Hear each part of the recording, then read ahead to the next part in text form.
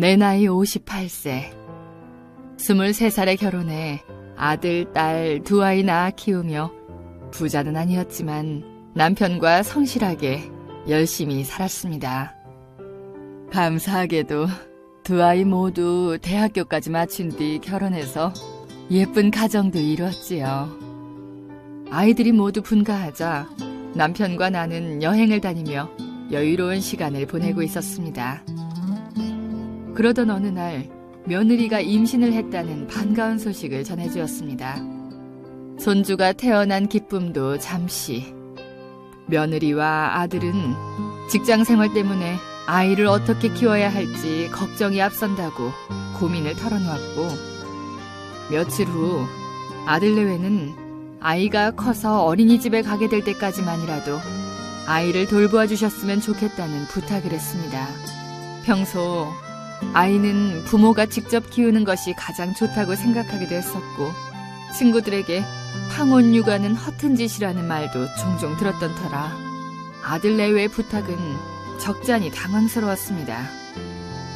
하지만 요즘은 끔찍한 사건들도 비일비재할 뿐더러 아들 내외가 일하며 아이 키우며 고생할 것을 생각하니 남의 손에 키우는 것보단 차라리 내가 키우는 것이 낫겠다는 생각을 하게 되었습니다.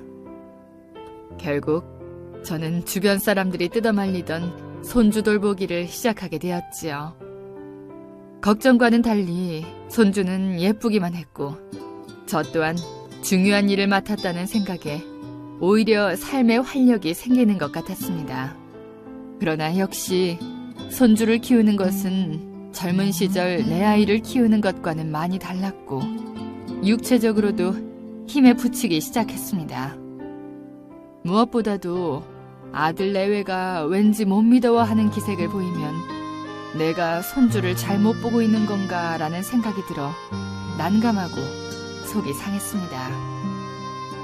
그러던 어느 날 엄마를 보고 반가워서 뛰어나가던 손주가 넘어졌습니다. 그러자 며느리는 넘어진 아이를 살펴보기만 하더니 편안한 표정으로 아이에게 말을 건넸지요. 아이쿠, 우리 딸 넘어졌네. 괜찮아? 그러자 오히려 손주는 울음을 그치고 일어나 엄마에게 안기는 것이 아니겠습니까? 이때 저는 아이를 일으키는데 급급했던 내 육아 방식이 틀렸을 수도 있겠다는 생각이 들었습니다.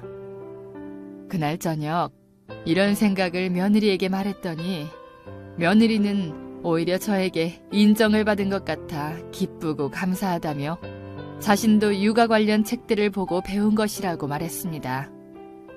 저는 내친 김에 아기 돌보기에 대해 배울 수 있는 방법을 알려달라고 부탁했지요.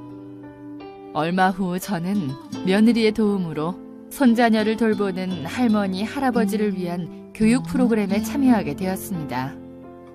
용기를 내서 가보니 제 또래의 사람들이 아주 많았고 아기 돌보기에 대해서도 쉽게 가르쳐 주었습니다.